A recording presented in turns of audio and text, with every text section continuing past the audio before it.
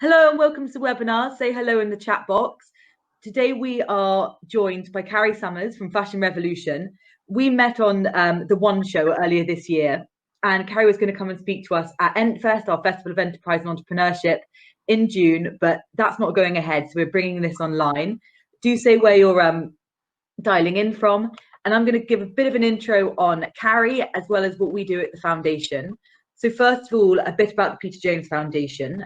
We were set up in 2005 by Peter Jones, established businessman and star of Dragon's Den, and we championed business, enterprise and entrepreneurship and believe that with the right mix of opportunity and support, every young person has the potential to achieve great things. You know, we run courses, qualifications for young people and have a really vibrant network of ambitious young entrepreneurs. And we see that lots of the young people that we work with now are using their business skills, their enterprise capabilities to create social impact businesses. And that has become a huge trend for Gen Z, young people wanting to make a change, wanting to make the changes they want to see and understand in the world, which is something that Carrie does. She's a pioneer. So she's an entrepreneur, fashion designer, campaigner, a pioneer in radical supply chain transparency, and set up an organization as well as her fashion business called Fashion Revolution, which is the biggest fashion activism movement in the world. You know, they work with consumers, policymakers, unions, brands, and want to make the fashion industry more just and equitable. We see fast fashion businesses popping up left, right, and center. We're all sitting at home at the moment. E-commerce has become huge, but what should we be buying? Who should we be buying from? Is it fair? Is it okay? And what makes business good? What makes it bad? And can we make small changes in our own kind of consumer habits that will support the workers, the environment, and the industry? So before I hand over to Carrie, we've got a question tab, so please ask questions throughout, and also a poll in the polls tab. So take a look at the poll. Give your input. I think it's really interesting. Carrie will come and answer it later in her presentation. But I'm going to hand over to Carrie now, and thank you so much for joining us. Thank you, everyone. Thank you. Hello, everyone. I'm really delighted to be part of this Igniting Enterprise webinar series. Having been an entrepreneur, a social entrepreneur for the best part of 3 decades now, I'm really passionate about encouraging the next generation of entrepreneurs to explore the social and the environmental impacts of their businesses. I know some of you have set up fashion businesses, but all of us are involved in fashion supply chains in one way or another, because our wardrobes are a part of that supply chain, and we can decide how long our clothes stay there and where our clothes go after we've finished wearing them. So I'm going to start by asking the question, who made my clothes? Do you know where the clothes you're wearing today come from? Our clothes may have begun life in the countryside and then travelled across many countries through the hands of hundreds of workers working for dozens of different companies, factories and subcontractors before they arrive in our wardrobes. And these journeys remain, in the large part, invisible. The Rana Plaza factory collapse, which happened in Bangladesh in 2013, was sadly inevitable. There are ever longer supply chains, and there's a resulting shift in responsibility. What happened really reflects an increase in demand, which feeds the fashion supply chain. Since 1990, at least 2,200 garment workers have been killed in Bangladesh in around 300 separate safety incidents. But the calls for improvements have gone unheeded, both by the government and the brands. And what really struck me was that after the disaster, it took brands and retailers several weeks to work out what their relationship was with this factory complex. And the campaigners had to search through the rubble to find the clothing labels to prove which brands were actually producing there. And that's when I realised that the workers were essentially invisible, and that this lack of transparency and responsibility was costing lives. In the aftermath of the Rana Plaza factory collapse, everywhere I looked, there were calls for a more ethical fashion industry. And I knew that we needed to channel this concern into a long-standing campaign so that the victims of Rana Plaza and all of the other people who have died in the name of fashion would never be forgotten. So it was clear that the fashion industry needed revolutionary change, and that's when Fashion Revolution was born. Fashion Revolution campaigns for a clean, safe, fair, transparent and accountable fashion industry. And we do this through research, education, collaboration, mobilisation, that citizen action, and working towards policy change. And 7 years on from the Rana Plaza disaster, the struggle for human dignity in the fashion industry is constant and costly, and the environment continues to suffer as a result of the way in which fashion is made, sourced and consumed. I just want to rewind a few decades now to the start of my entrepreneurial journey. On a research trip to Ecuador in 1990 for my Master's in Native American Studies to study textile production, I was really shocked at the inequitable trading patterns I witnessed. I actually saw wool being loaded onto scales, that international symbol of justice, and saw the producers being charged a price which bore no resemblance to the price per kilo because they were Quechua speakers and had very rudimentary knowledge of Spanish. I had a fully funded PhD ahead of me, something which doesn't happen very often these days. And if I hadn't picked up Anita Roddick's autobiography one sunny afternoon and read it in the garden from cover to cover, my life would undoubtedly have been very different. But I didn't. I read that book and I thought, if one woman could have such an impact in the beauty industry with no experience in that industry at all, then there was nothing to stop me from having, doing something similar in the fashion industry, at least in my summer holidays before my PhD started. So I returned to Ecuador and I worked with two cooperatives I'd met who had both experienced arson attacks because of the middlemen who controlled the wool industry. With no background in design, I produced a series of knitwear patterns. You can see one of them being produced here. This woman is preparing a walnut dye, crushing the walnuts. And they were so popular that they sold out within 6 weeks. So by the end of the summer, I knew that I had to give up my PhD to focus on Pachacuti. The name Pachacuti, I know it's hard to pronounce, means world upside down in the Quechua language.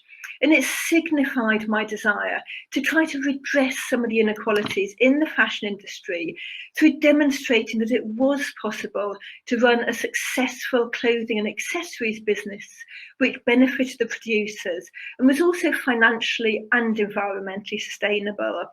I think I was actually the first person who put the words fair trade and fashion together. And Ecuador wasn't an easy place to work in those days.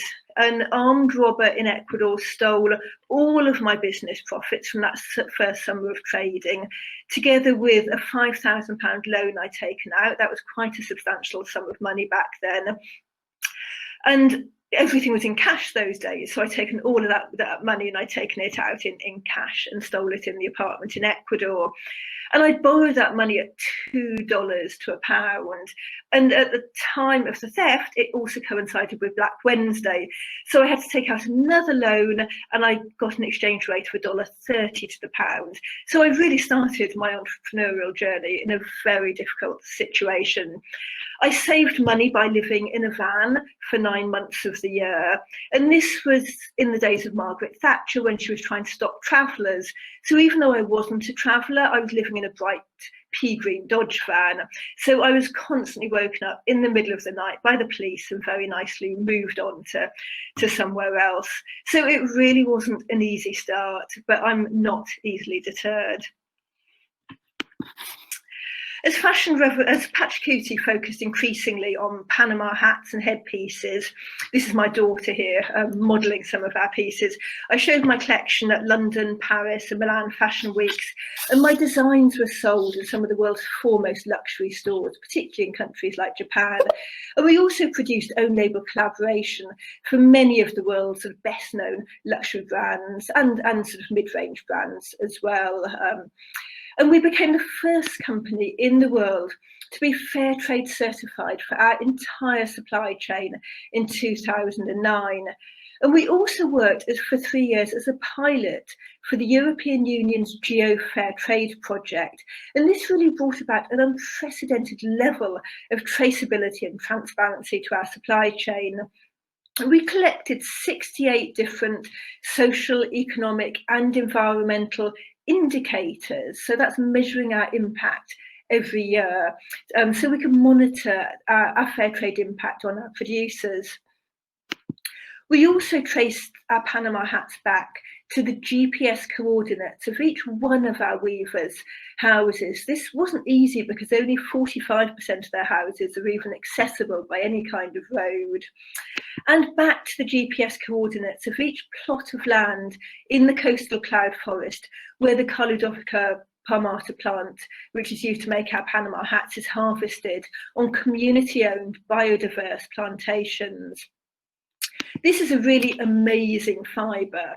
Once the plant's established, which takes about 3 years, it can be cropped once a month for up to 100 years. Our plants are actually about 80 years old that we're using at the moment. So no destruction of the forest. It's grown in organic conditions, it doesn't need watering.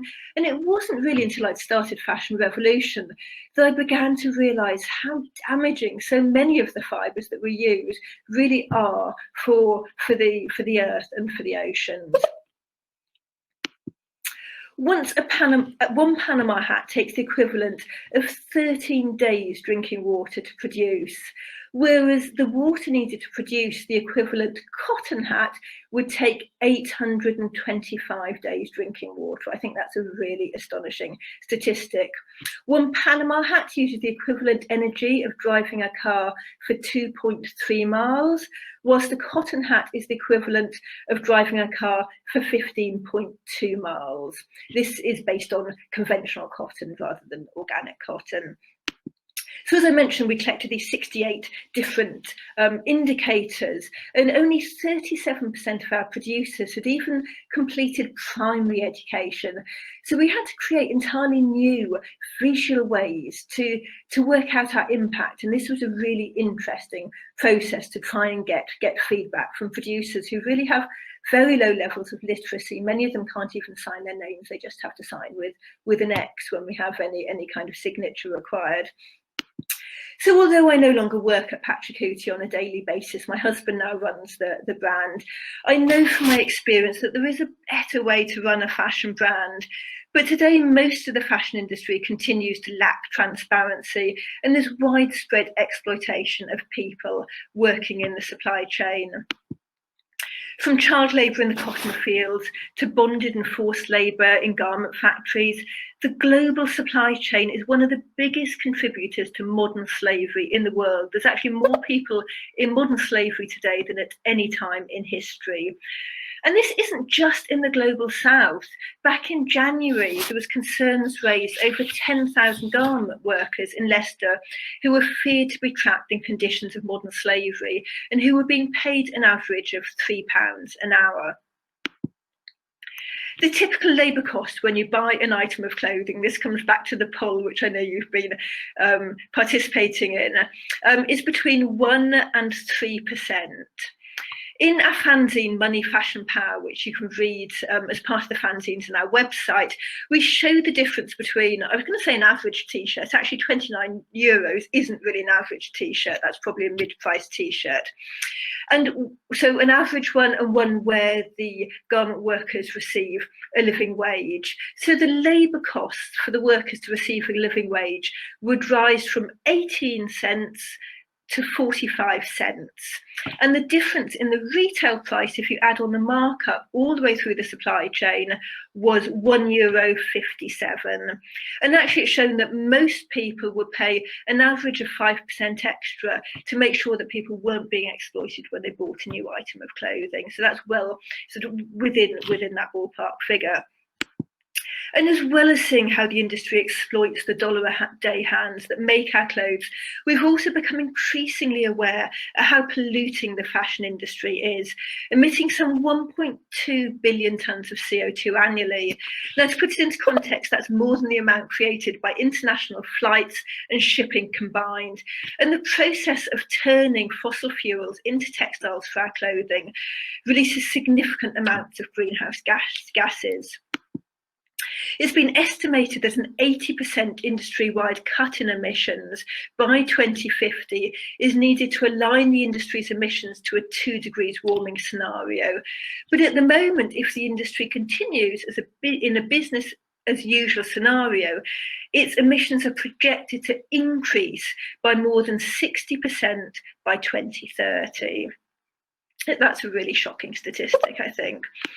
Around 60% of our clothes are made from polyester. This quantity has doubled since the year 2000. And fashion's impact on the environment doesn't stop once our clothes have been made. Textiles are the largest source of primary and secondary microplastics, accounting for some 35% of all textile global microplastic pollution. Every time we put on a wash load, a mixed wash, up to 700,000 fibres can come off our clothes in a typical laundry cycle. And you may have seen just a week ago, it was estimated that there are around double the amount of microfibres and microplastics in the ocean than was previously thought. But there are no simple solutions when it comes to materials. A polyester shirt can have more than double the carbon footprint of a cotton shirt, but generally synthetic fibres have less impact on water when they're being produced and on land than cotton. This year, Fashion Revolution launched a new hashtag, what's in our clothes? This question isn't just about the materials our clothes are made from, it's also about the chemicals in our clothing. So the chemicals in our clothes actually took me on my second entrepreneurial journey.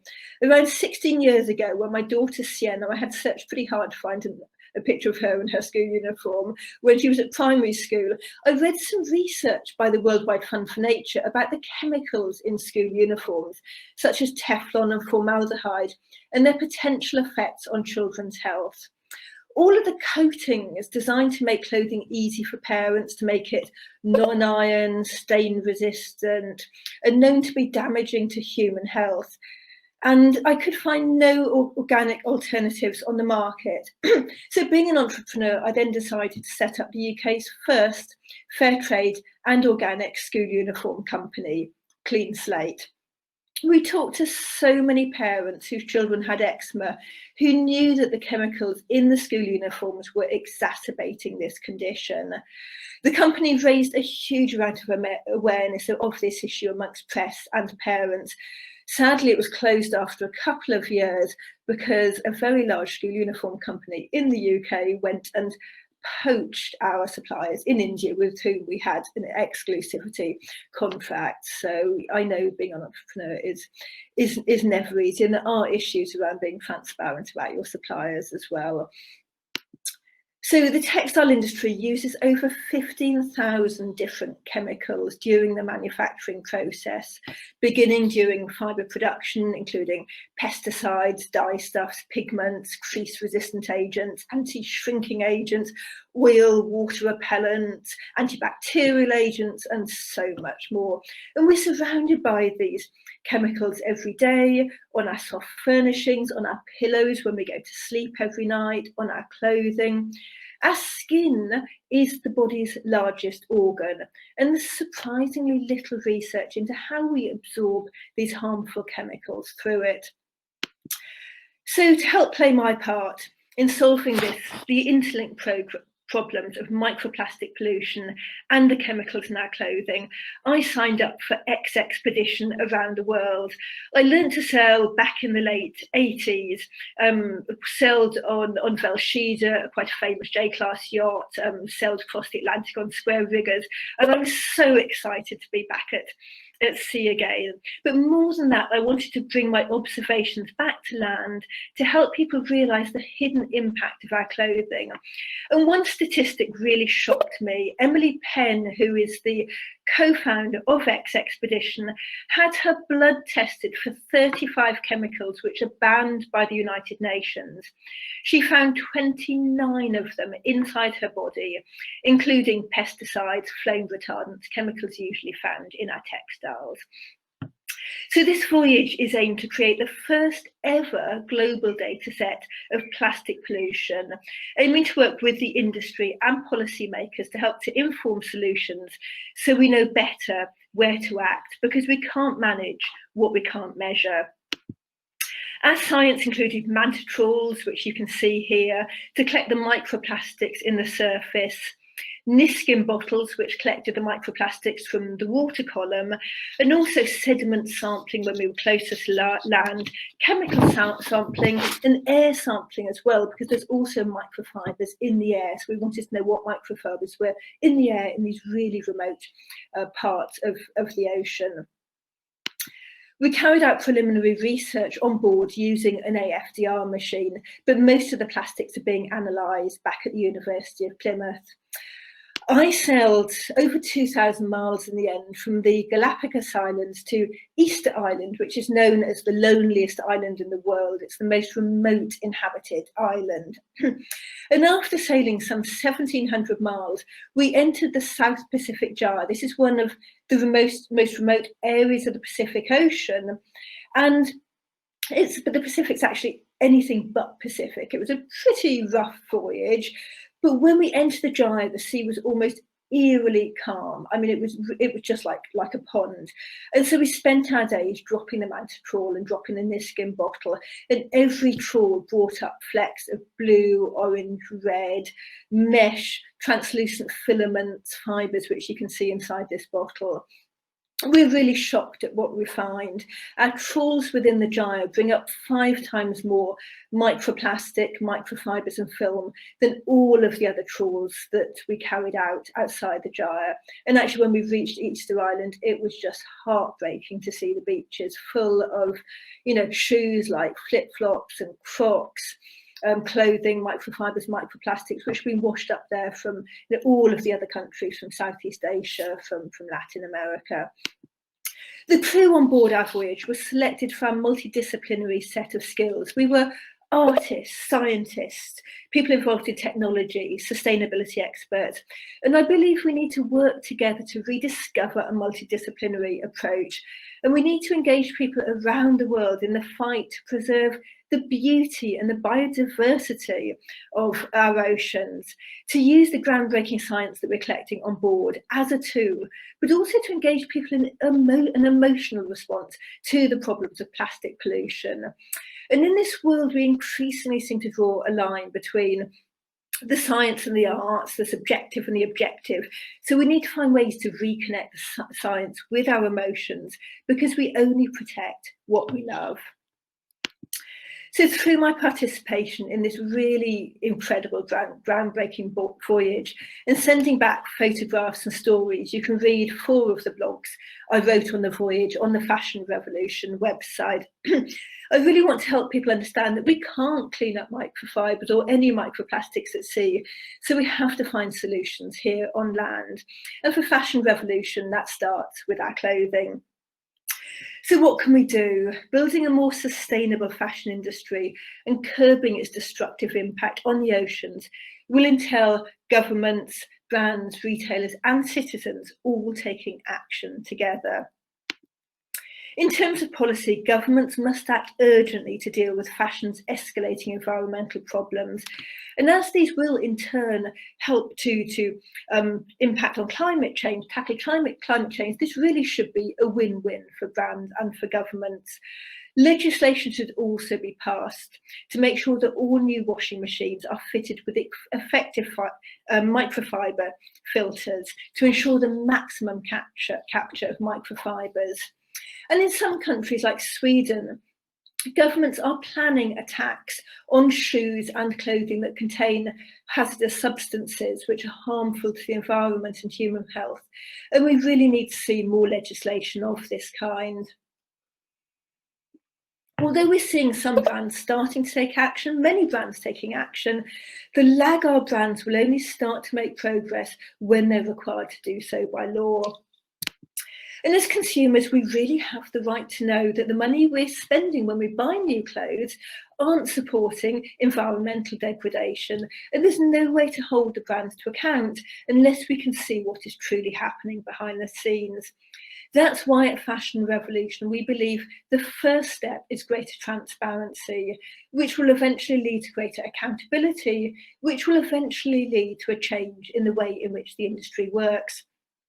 Transparency alone doesn't represent the sort of structural systemic change we want to see within the industry, but what it does do is it helps us to get there. It helps to reveal the structures which are in place.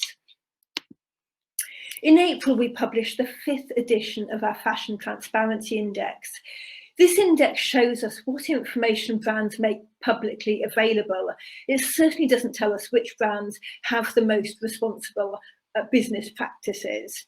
A brand can publish a huge amount of information about its policies, practices and impacts, but it can still be contributing to poor working conditions and environmental degradation. But transparency helps to provide a window into the conditions under which our clothes are made. We look at 5 different areas. And this year we had spotlight issues. You can see the brands didn't score particularly well in the spotlight issues. As you can see in this graph on the far right, 60% of the brands in this year's index aren't publishing a restricted substances list. This is the list of what chemicals are or aren't allowed into our clothing. So we really have no way of knowing what chemicals we're wearing. And when it comes to the plastics in our clothing, their performance isn't much better, with just 29% of brands publishing measurable progress towards reducing the use of virgin plastics. And considering the need to act urgently on this issue, I'm really surprised to find that just 20% of brands are explaining what they're doing to reduce microfiber shedding. And we also clearly need to address the sheer quantity of stuff being produced. As you can see here, there's about 9% of the brands in the index who do reveal any kind of data on how much clothing they produce, and the volumes are really staggering. 1.6 billion items of clothing from Inditex, who own brands like Zara. As people are forced to stay at home during this pandemic and retail stores are closed, we know that the demand for clothing has plummeted in many places, and clothing is piling up in warehouses worldwide. And we wonder what will happen to these clothes when only 27% of brands are publishing any information about the steps they're taking to reduce the amount of pre-consumer waste. And only 18% of brands are explaining what they're doing to develop circular solutions that enable textile recycling. We believe transparency is the first step in starting to hold these big brands to account for their business practices. Brands and retailers really need to start to understand the true value of materials. Plastic is designed to last forever, not for single-use clothing and packaging. Materials should be mindfully designed and redesigned and recuperated as a valuable resource. They must change their business models and create products with longevity and quality, and disclose what chemicals are in our clothing, and use sustainability to drive all aspects of their business. In Mandarin, the word crisis is composed of 2 Chinese characters. One signifies danger and the other signifies opportunity. There is a pathway through this crisis towards a different future. The question remains, will brands and retailers be brave enough to embrace this opportunity? We know that consumers want to see this change. At the moment in the US, the resale market is growing 21 times faster than the normal retail market. It's expected to be bigger than fast fashion within the next decade. Some of you watching this webinar might be thinking of becoming entrepreneurs in the clothing and textile industry, and you have an important role to play in bringing about change. But all of us have a part to play. We can learn how to care for our clothing, to wash our clothing less, to wash it on shorter cycles, lower temperatures, to rethink the fibres in our wardrobe. We have a fantastic fanzine on our website called Loved Clothes Last. This is packed full of information about how you can care for your clothing. And we've got lots of videos on our YouTube site.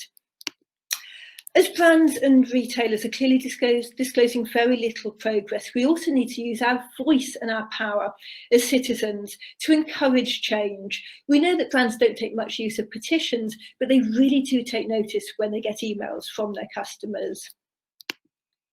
We help to reshape the fashion industry every time we ask the question, who made my clothes? And demand an industry which is free from child labour, from modern slavery, and from all forms of exploitation.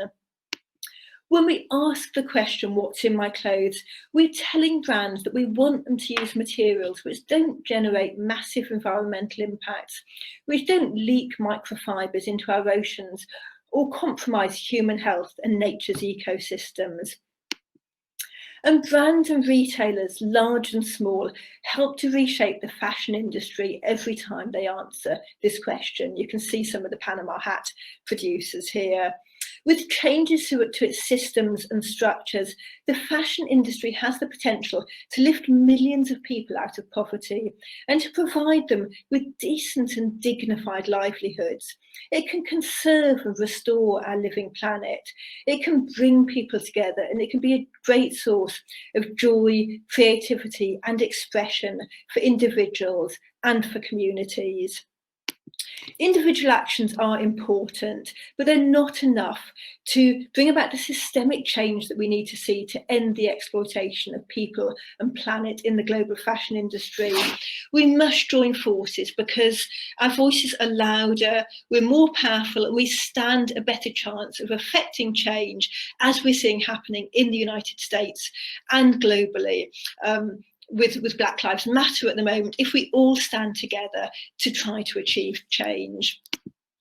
So if we all work together, we can and we must create a global fashion industry that conserves and restores the environment and values the well-being of everyone and everything living on this earth and in our oceans over growth and profit. Together, we will create a fashion revolution. Thank you. That was absolutely fantastic. I think that was really inspiring, thought-provoking. I think we all, as consumers, think about these things. We try to do our best, but actually putting it into practice and holding ourselves accountable to make those changes, rather than having someone else will do it attitude, is so important. We've had a really active question tab, so we're going to come to some of those. But a kind of question I want to ask, and it's based on kind of the business models behind people like Patagonia, which is a revolutionary business in the way it operates. If you buy something from Patagonia, it's expensive, but if you can take it back to their store for a lifetime, they will continue to mend it. You know, does it make good business sense to have a business like that that doesn't encourage you to kind of rebuy? And if it does make business sense, why aren't more brands doing it? Yes, good question. I mean, I think brands are starting to do it. We've even seen brands like H&M starting to offer clothing repair, only in certain locations. But I know in London and certainly in Scandinavia, you can bring back your clothing for repair. I believe in some Scandinavian countries as well, there's now tax incentives if a brand will offer to repair clothing. From a business case, I think, just think really carefully about the cost implications. At Patch Cootie, we charge people for hat restorations. A lot of people send back their Panama hats to be reblocked and cleaned, to have a new band put on it. it's very time consuming. It's something we do and we want to do, but just make sure that if you do that, that you charge for that, or you build it into your original costing, if that's something that you're thinking about doing. And that brings me to a question from Stella, which I think is so important. We discussed it a bit before the webinar, and you flagged some resources on the YouTube Fashion Revolution YouTube channel that can help. She says, I'm a keen amateur sewer. I was really fortunate to have a mother and grandmother who taught me these skills. Do you think that we have a responsibility in educating people to kind of make do and mend rather than kind of discard clothing? So should we embed that into our schools and curriculums to teach people these skills which have sort of fallen by the wayside? Well, yes, I mean, this was actually one of the proposals from the Environmental Audit Committee report on sustainability in the fashion industry, one of many proposals. And unfortunately, the government rejected each and every one of those proposals last year. I mean, it also included putting a penny tax on clothing, just a penny, to make the brands and retailers responsible for what happens to our clothing at the end of its life, to respond better to pay for better textile recycling. So, yes, I think that certainly needs to happen. If it can't happen in terms of formal education, I think there are so many resources online, and we've certainly seen during lockdown so many people going back to sewing, to mending. I've actually got a skirt right next to me here.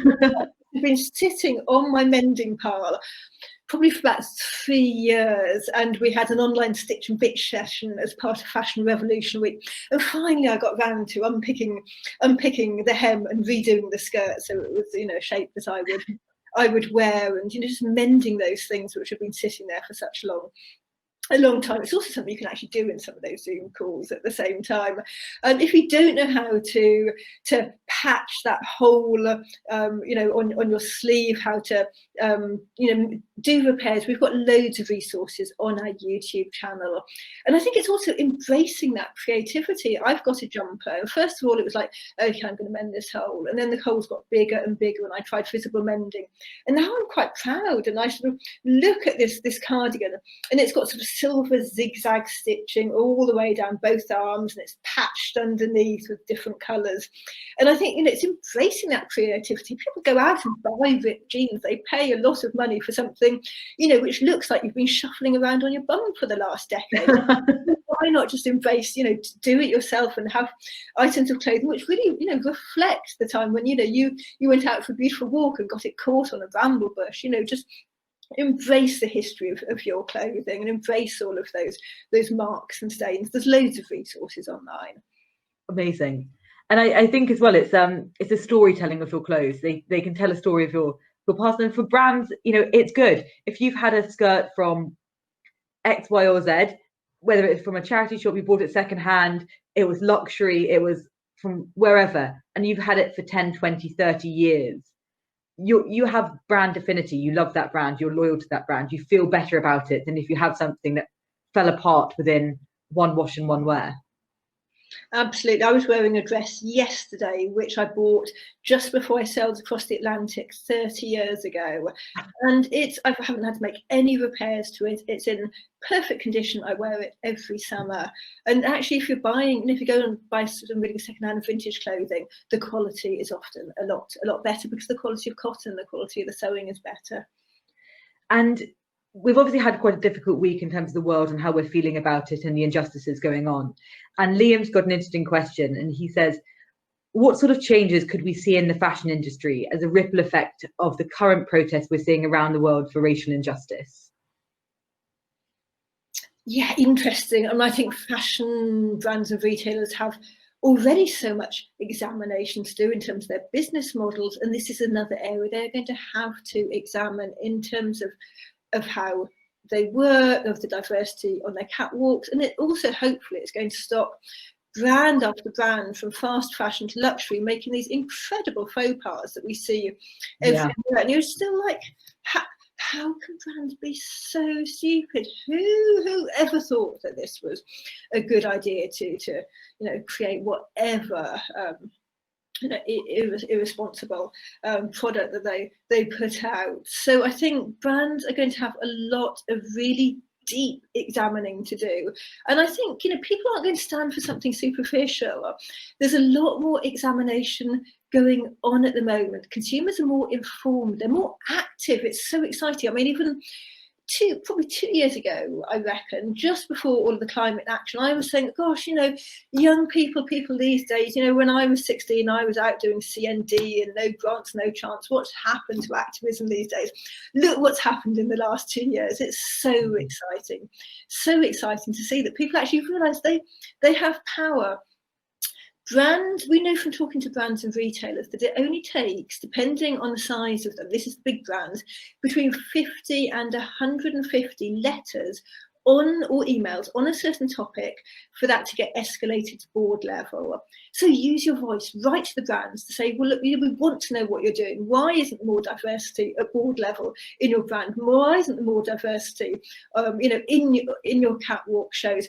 Anything that you're concerned about, send an email or send a tweet if you don't have time to send an email. It really is effective. We often feel like our voices don't bring about change. 50 to 150, that's really not many people. If we've got 100 people watching this webinar, if you all write to a certain brand on a certain topic, that is enough to get that discussed at board level. So use your voices. Get all your family and friends involved. And this is something I find really interesting from Alice. Said, when you said your products were sold in luxury stores, she asked, is it possible to have a sustainable brand that can compete on a price level with fast fashion stores? Or is it just a different proposition and you own that your higher price point reflects of the better quality of fabrics, the better environmental practices, the better treatment of your workers? So how does that work together? I think that's a really good point. I think it's really important also to differentiate between basic ethical standards and those brands who are embracing like a more holistic approach to fair trade sustainability in every step of the process. So for instance, we saw in that illustration that to pay a living wage to the workers in Bangladesh would cost so little extra. It would mean paying them an extra, I can't do the math off the top of my head, was it 27 cents? So really very little. And a lot of actually, the mass-produced luxury brands are producing on exactly the same fashion, the supply chains in the same factories in Bangladesh. They might be paying about an extra 25 cents for a garment because it might have a logo on the pocket or slightly better finishing. They're broadly paying the same price. The workers are receiving the same amount of money. So to meet basic ethical standards, we're certainly not talking more than about 5% on that item of clothing. And that's something I think most people, brands and retailers, could absorb that. Or, there's a lot of examples of actually how within about 18 months to 2 years, any investment is recuperated by the brand. It's actually good for business to be investing in your workers. But also, look at your supply chain. If you're incorporating sustainability in your business, look at how you work. I mean, with Patch Cutie, we actually weren't that expensive because we cut out 7 different middlemen in our supply chain who would all be taking their markup for not really doing anything by working directly with the Women's Cooperative. I mean, it was incredibly challenging, but we've done collaborations with Cath Kidston, for example. I mean, that's not a luxury. That's, reasonably accessible price point on the market. And most of the time our hats are, comparative price to most other genuine Panama hats on the market because of the business model and because we work directly with the women and we do all of our finishing there because we want to add most of the finished value to the workers. So we've been asked by certain well-known high street retailers to produce Panama hats for them, but they want to ship our hats from Ecuador to Hong Kong to have the hat brands put on there, to be blocked there and then shipped back to the UK. And we refuse to do it because we want them to get the added value. So you need to look at your business model, but people will pay. And I think we've got an advantage because genuine Panama hats only come from Ecuador. So although we are competing with people who say that hats from China are Panama hats, I think most people know that they aren't. So we have got a pretty niche product. And I think it's a matter of as well finding what your priority is. when we buy, we have a kind of responsibility to how long do we want to have something? Are we going to value it? What's the cost per wear? Which is one of the kind of, I know that, with the dress you've been wearing for 30 years, the cost per wear must be so tiny now. But if you buy something and it's cheap, and there's a privilege in buying things which are more expensive, but if you wear it and wear it and wear it, that cost per wear goes down. So it's a matter of putting your money where your mouth is, understanding your purchasing power, and kind of the long-termism rather than the short-term reward. Absolutely. And we can't do everything. We need to start taking those steps in terms of transparency and sustainability. It can be as easy as putting a leaflet in with each garment about how best to wash this garment, putting spare buttons in, or clasps and buckles, whatever you're selling, so that people can repair it themselves, and so that they're not, when a button falls off and it's a really distinctive button, they're not faced with, I can't wear this anymore. Showing them how to sew buttons on. I mean, it's astonishing how you can't sew on a button. So I think there's a lot that, even people who can't take those, those deep steps and have an impact back to the suppliers, there's a lot that we can be doing if we're setting up clothing brands now to be more responsible and to encourage people to take more responsibility and to keep their clothing for longer, because that has a huge impact. I mean, actually keeping your clothing for an extra 9 months means that the carbon, the water footprint is reduced by between about 20 to 30%. Gosh, huge. And we touched on kind of vintage clothing earlier, why buying vintage makes good sense. We've seen a huge growth in reselling platforms.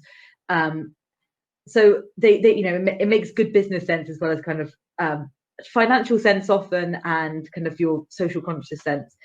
And this is a question from Chris. And he said, I read somewhere that the average contents of a person's wardrobe is made up of 6% vintage clothing, and that's growing. Are we turning a corner where people are becoming more conscious of the negative environmental impact that fast fashion has? Yes, definitely. I mean, I think from those statistics I quoted about the resale market that incorporates second-hand and vintage is predicted to be bigger than fast fashion within the next decade.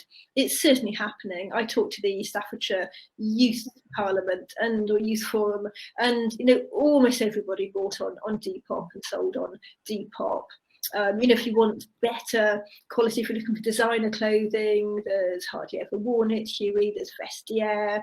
There's so many forums now. I think one thing we're not probably as good on in the UK, Europe generally, is in some other places, is clothing rental. We still tend to think of rental as being, for those special occasions. Whereas when I was in Sao Paulo in Brazil, almost every block I walked down seemed to have rental stores, and this was just for your monthly wardrobe. So every month, you paid not much, it's like $30 or something like that, and you could take your entire wardrobe and you took it back at the end of the month. So it would be your going out clothes, your work clothes, all of the clothes you needed for that month. They were all everyday clothes, and that's a great way of getting a new wardrobe and changing your clothes, but not discarding them at the end, but giving them back. So I'd really like to see more, in every town, in every city, see lots of places where you can, or online as well, where you can get your everyday, your workwear, your going out clothes on a regular basis. And we've seen it in luxury in the UK a bit. So kind of I think it started off in the UK with mostly luxury handbags, and there are some kind of going out things, but like you say, it's the day to day, which is the thing which are bought most often. This is a question. It said, I'm doing my GCSE textiles, and I found that although 75% of people believe sustainable fashion is a good idea, only about 4 to 5% of purchases tend to fall in this category. Does this mean that consumer demands will ever reach a tipping point? Really good question.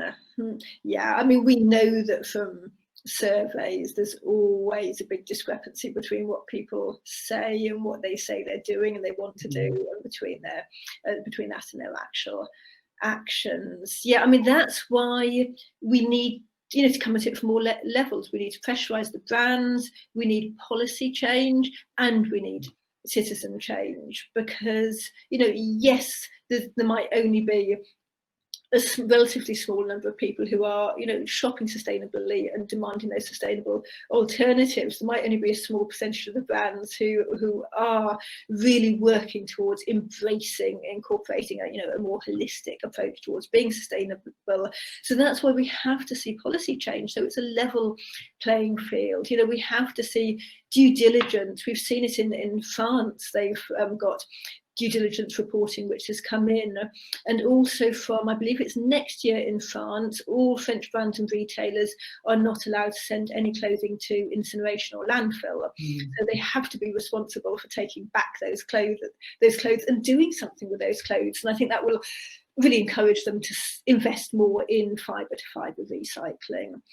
And there have been horrific stories about luxury fashion houses that don't go into sale and don't want their clothes to look like they're being devalued or they're eroding their kind of luxury index. So exactly, you said they burn what they don't sell. And that's a sad state of affairs. I think everyone can agree on. Yeah, absolutely. I mean, we heard of one luxury brand, and just because the designer had changed, they burnt 4 warehouses full of stock from the previous designer. It's, and I think, this only came out with the Burberry scandal. I think it's relatively recent that most of the public understand this, but everyone knew this was happening within the industry. And still, as the statistics show in the Fashion Transparency Index, very few brands are disclosing what they do with their pre-consumer waste. So that's the production samples, the unsold stock. So we really need brands to disclose what they're doing with it, because otherwise we have no way of knowing whether it's going to landfill or whether it's being incinerated. So do have a look at the chat box as well, because we're getting a lot of love. But I'll continue to ask a few more questions. And this kind of goes back to these next two are kind of about your entrepreneurial journey, which is sort of full of challenges. I think we spoke about this as well. And Scott said, weren't you scared living with not much money and in a scary place? I think he's referencing your van years. And was the motivation behind your business reason enough to kind of push forward?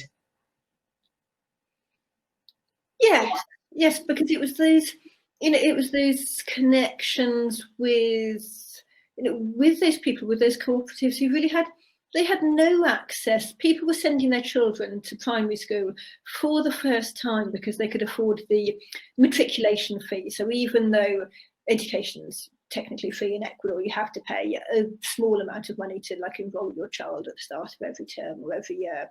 And people were sending their children to school for the first time, and they had nowhere else to sell. So it felt like, I felt like I was really committed from the outset to these people. And the police were always really nice when they moved me on. And if I parked in the village, it was probably very noticeable. If I parked in a car park in a city, I'd probably have people trying to break into the van. So it was always that hard balance of where do you park. And I was selling a lot at universities, doing stalls at universities, for maybe 4 days a week selling the knitwear. So I had to have a vehicle, a camper van to travel around in. So yes, it was scary. Yes, the death threats were scary. I was young and naive, or relatively young and naive then. So and I was probably less savvy than I should have been. I seem to remember paying a lot of money to the police, which went just as bribes into their pocket.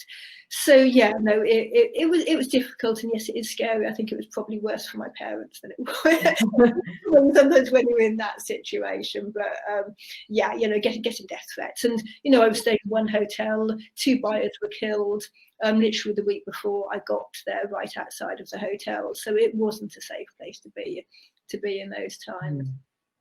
And it's interesting you mentioned naivety, because something that we've spoken to lots of the entrepreneurs who we've done webinars with about is naivety, about their naivety when they started up. They had no idea, or business savvy. And they kind of, the answers are interesting, but lots think it went to their advantage. They had no idea what they were doing. So it's a blind passion that sort of drove them forward. Do you think that naivety played to your advantage? Oh, absolutely. I would never have done this, and I would never have embarked on fair trade if I knew how difficult proper fair trade really was, how difficult it is working with people who have just no levels of literacy, and also no I think in the Andes, like, time is circular, so you never make any progress. Every year you're back to where you were. We have, like, the management is circular, so the management is taken from the weavers in the cooperatives. You suddenly have new people running the cooperative who have no idea where to source anything from, where to get the dyes from, the hat blocks. I mean, it's so frustrating. I would never have embarked on this if I'd have known how difficult it was. And so many times I was just like, I could just go and be a French teacher or something really.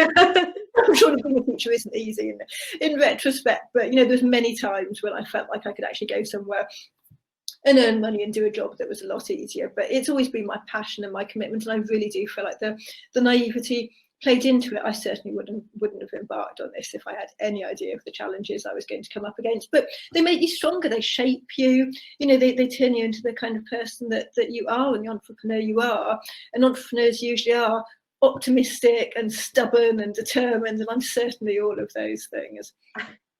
And I think it's resilience as well. It's like you get knocked down, you get up again.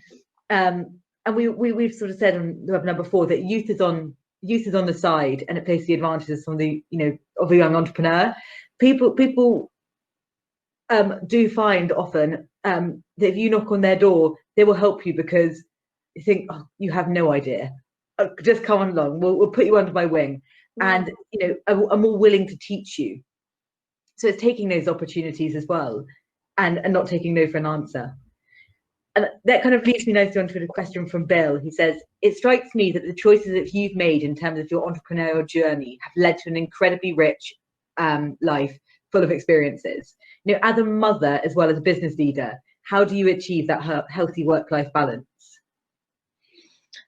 Well, I have to admit, I didn't have a healthy work-life balance when my daughter was growing up. The amount of sports days and school events I missed. I was back at work 6 days after she was born. She was in a hammock coming around to festivals with me, and I didn't have a healthy work-life balance. I really wish I could have done. So yes, and I would certainly encourage anybody who is a mother. I mean, she actually turned out to be an incredibly well-balanced child, and all of the teachers said she was the best balanced child in the class. So also, if you are a parent and you're busy working, don't beat yourself up about it, because it doesn't, my daughter was, I'd often be in Ecuador for a month and she'd go and stay with friends. She was much happier staying with friends, living with friends. The parents were happy. So don't beat yourself up about it. If you are a parent with a young child and you're working hard, as long as your child is thriving and they're happy, it's tough, but it's something that you often have to do when you have a fledgling business as well. In terms of advice, I'd also say follow your gut instinct. I think that's something that both Ursula, who's the co-founder of Fashion Revolution, and myself have in common. We have really strong gut instincts. We're very intuitive. I'm sorry, next door is starting to drill their concrete. Yeah, we're really intuitive and we follow our gut instincts. And there's often times when we look back and we think, oh, we didn't follow our gut instinct there. We made a mistake. So listen to your gut. There's a reason it's called a gut instinct. And yeah, follow your gut instinct. That's really important. And with people who are looking to sort of, lots of young people that we work with will run their businesses as side hustles, either with another job when they're kind of getting everything up and running, or with their studies at school or at university. And how do you know when, is it that gut instinct that tells you when's the right time to take your side hustle into a main hustle? Or how do you run them side by side for as long as possible? Any advice there? Oh, that's... Because I think that's one of the big challenges facing young entrepreneurs today. It's often people aren't in a position to go full-time with their business. So it has to be a continual passion project with something else sort of paying the bills. Yeah, no, that's true. I mean, that does happen for a lot of people. I mean, I lived on nothing for a very long time, and I guess there's not many people that can do that. I had incredibly cheap rent and a cheap premises and just lived really, really frugally. When my daughter was born, I could afford to buy one outfit for her from a charity shop. and all the rest was hand-me-downs. I bought nothing new at all. And so I think, you know, it's about your lifestyle, it's about your expectations. But I also think that really helped because it meant that I grew my business sustainably as well. I didn't take on loans. And actually, we've just taken out our first, you know, other than that first business loan, we haven't taken out a business loan until the government business loan that we've just taken out now for the COVID scheme at Pachacuti. And I think there is something about growing slowly, growing sustainably. It's hard. I mean, I can't give advice because I think everyone is going to be different. I think everyone will know when it is the right time, and it's, you know, it's knowing what you're prepared to live with. You know, if you want to have a lifestyle which, you know, you want your business to support it, then you know, you might want to carry on with your day job for longer if you've got more expensive tastes. I don't know. I was quite happy to live in quite a frugal way for quite a long time. Yeah, and I love what you said, that, and I know we discussed it previously, that slow business growth, like, you know, a slow fashion industry, makes long-term sustainable sense. And I think there is this you know, we see these unicorns, especially in a tech world, that grow really, really quickly. And I think that there is an ambition or a pressure to do the same. And actually, for most people, that doesn't make sense.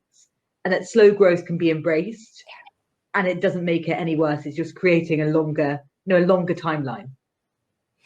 Yes, absolutely. And also then working out how you optimize that value and how you create a sustainable business if you're not looking at growth. I mean, actually at Pachacuti, we're looking at degrowth in a way, because the average age of our weavers, when we were part of the Geofair Trade project, it was like 56. So the weavers are probably mostly in their 60s now, and less weavers are working. They can weave hats, you know, more slowly. We used to be able to get 10,000 hats a year. Now it's probably less than half of that.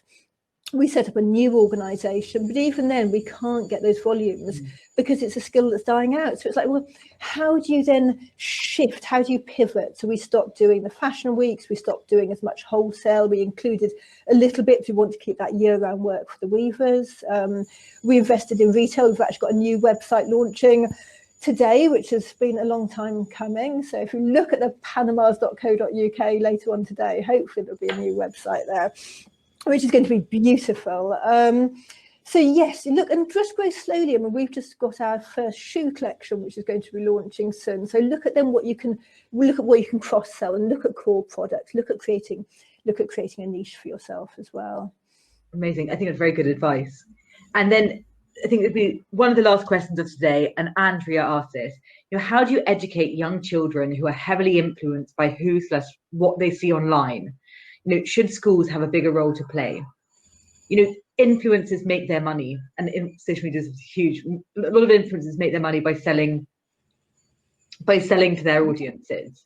Is it a matter of changing who you follow, or is there some sort of intervention that schools or parents can play? Interesting. I'd say less from schools and parents. I think influencers are still going to have a key role, but I think one of the things which this current COVID crisis has taught us is that the role of influencers is changing, and people are looking at different influencers.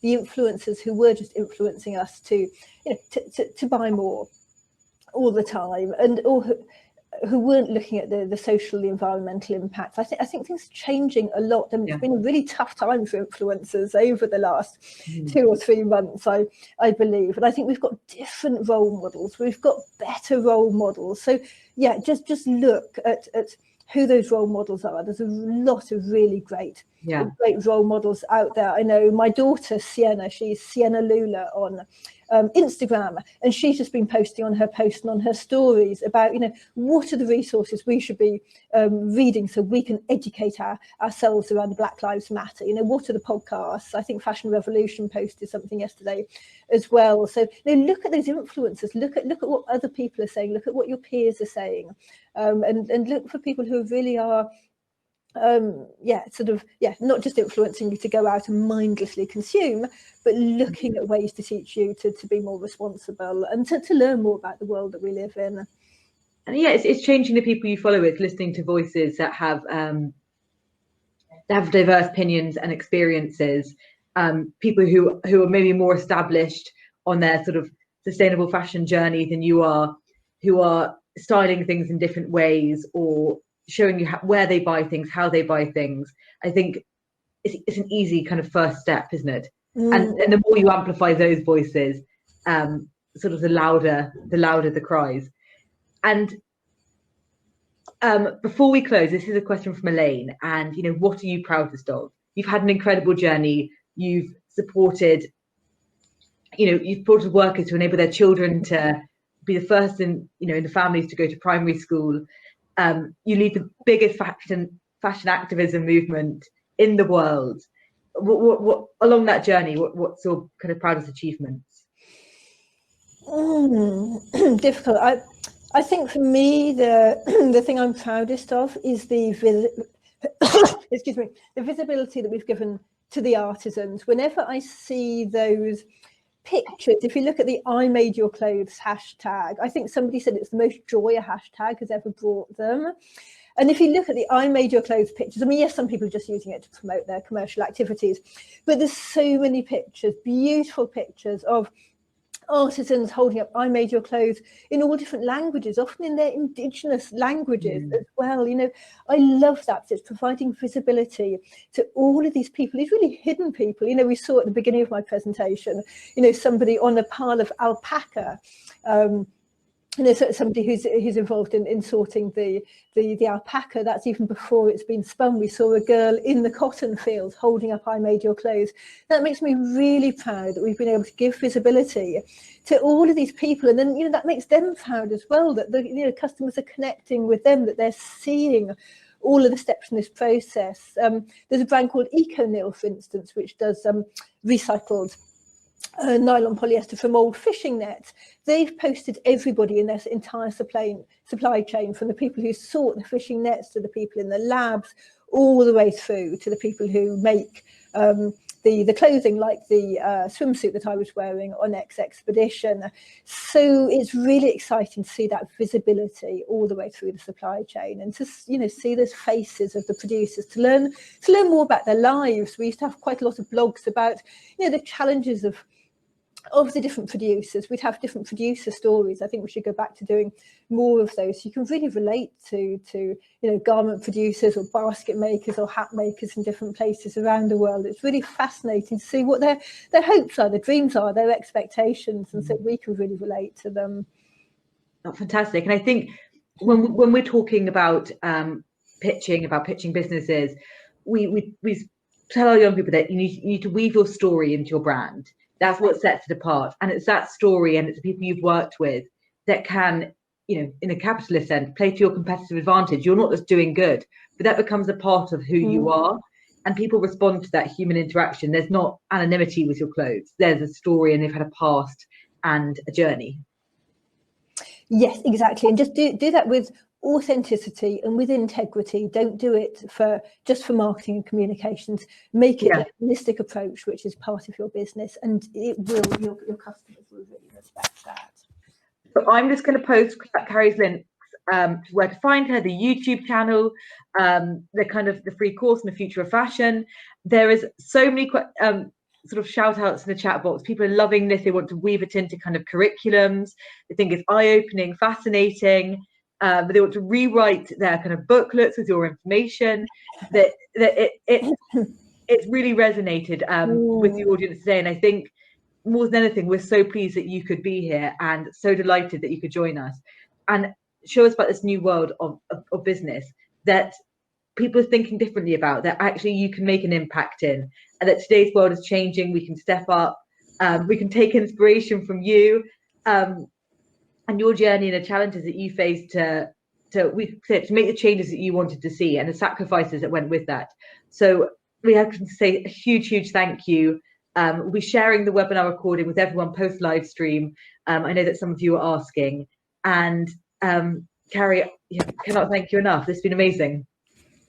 Good, thank you. I've loved being a part of this. I'm just really pleased to see that how many people have enjoyed this webinar. That means a lot, and we'd really like to do more in terms of education, more in terms of encouraging entrepreneurship. So hopefully this is the beginning of potentially a longer collaboration. If anybody wants to incorporate our resources into their leaflets and packs, we have a resources page on the website. There's so much information there. It's all open source, free to use. So please go ahead and use all of those tools and resources.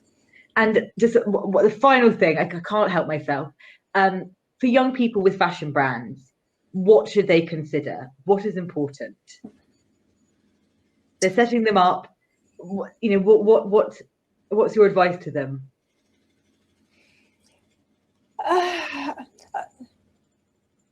I think my advice is to make sure it has to be to make sure you're transparent with your customers, to make sure you're transparent about where things come from and what the impact is. But just to do it with integrity. We can't change everything. So look at what you can change and look at where you're going to have the most impact as well. I mean, clearly, paying people a living wage is going to have a huge impact, because if workers received a living wage in this time of coronavirus, they wouldn't be in such dire straits now once they're laid off, because most workers don't have enough money to get them from one month to another pay packet as it is, let alone when they don't get paid for a month. So look at the wages, I would say, is an absolute priority, particularly if you're not just if you're working overseas, even if you're producing your clothes in Leicester, look at how much people are being paid, and just look at the environmental impact, consider the materials. Amazing. Oh, food for thought. Thank you so much, Carrie. We've run over time, but there were some amazing questions. You gave answers rich in value, and I think we all need to go home and have a good think. Look at our wardrobes and maybe spend the weekend, if it's supposed to rain, fixing, mending, upcycling, and learning to re-love what we already have. So thanks a lot, and thank you everyone for joining. Bye-bye. Bye, thank you.